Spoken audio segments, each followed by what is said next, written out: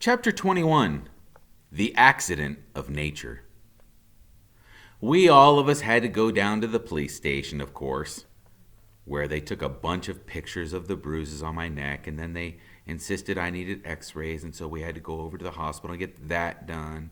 And then we go back to the police station again, which wore on my nerves almost as much as being kidnapped.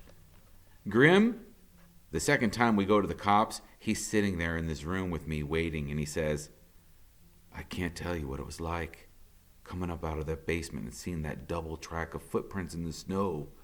I knew it was him. I just knew it in my heart."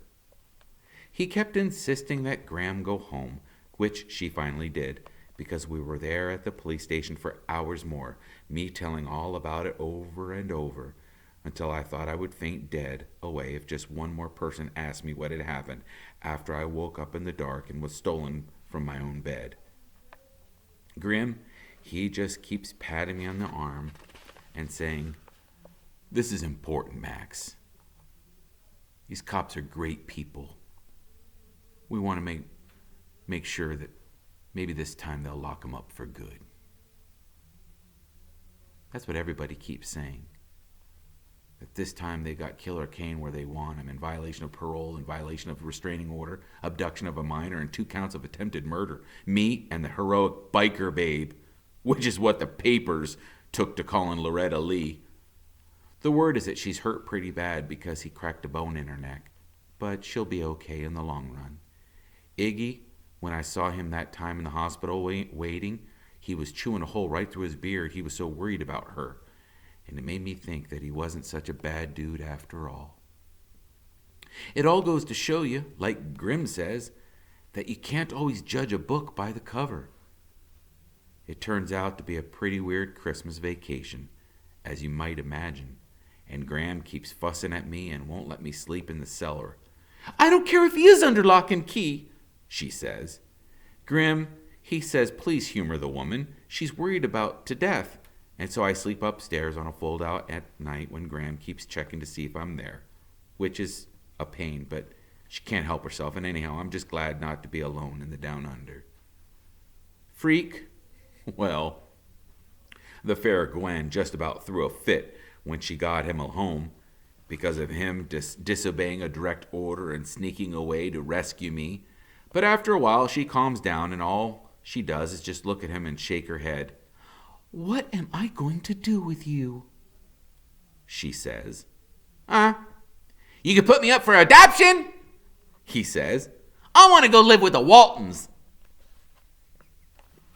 He means the TV show that keeps repeating, and of course he's teasing her, but the fair Gwen is not amused.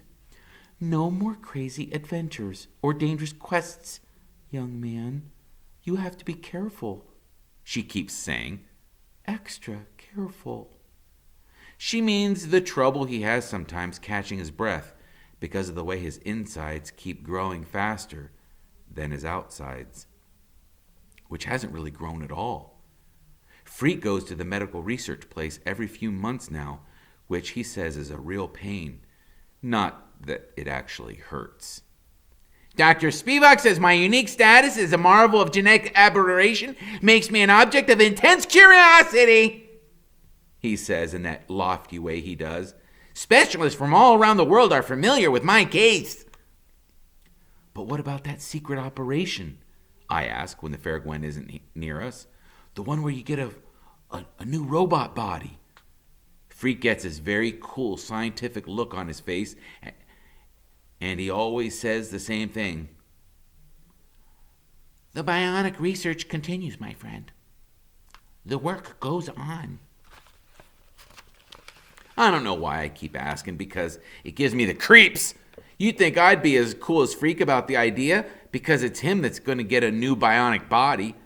But just thinking about it makes me want to go jump up and run around. I keep telling Graham that when Freak is in the hospital for his tests, I shouldn't have to go to school because we're like a team. But she won't buy it. "I know Kevin has been a great help to you," she says, "but you've got a brain of your own. Haven't you, dear?" "Yeah, right." The other thing about school that's different after Christmas vacation is how jealous everybody is that we got our pictures in the paper and on the local TV. Mrs. Donnelly in English class calls us the dynamic duo, and she put a cutout picture from the newspaper up in the bulletin board. Wouldn't you know it, some goon put mustaches on us the very first day? Freak says he looks cool with a mustache, and he can't wait to grow one. And he makes Mrs. Donnelly leave the picture up. Me? I'd just as soon forget about the whole thing. I really hate the idea of having to testify at the trial and tell what really happened. But everybody says I have to if I want him locked up for the rest of his life, which I do, especially after what he tried to do to poor Loretta, who was only trying to help me. They can't make you if you don't want to, Freak says. A son doesn't have to testify against his own father. Well, Grim thinks it'll do me good. Plus, he's really worried he'll get off again and fool the jury and... Grim worries too much, Freak says. Everybody worries too much! The way it finally turns out with Killer Kane, Freak is right. Because just before the trial is supposed to start, and I've got my fingernails chewed down to the second knuckle, Grim gets his telephone call that makes him punch his fist in the air, and he goes, "Yes! Yes!" What happened? They made a deal, and Killer Kane pled guilty, which means he has to serve about the rest of his original sentence plus 10 more years. He'll be an old man when he gets out. He'll be older than me, Grim says. That should make me happy, but instead I feel really weird and worried. And Grim, who still thinks he knows everything, says I just have to get used to the idea. That man is an accident of nature, he says. All you got from him is your looks and your size. You got your mother's heart, and that's what really counts. The weird thing is I keep thinking about what if something happens when I get older and I turn out to be another accident of nature. Grim sees me thinking about that one night just before bed, and he sits on the end of the bed, and he says, "Things will make a lot more sense when you finish growing up, Maxwell. Now sleep tight and don't let the bed bugs bite." Grim means well, I know, but sometimes he says the numbest things because growing is what worries me.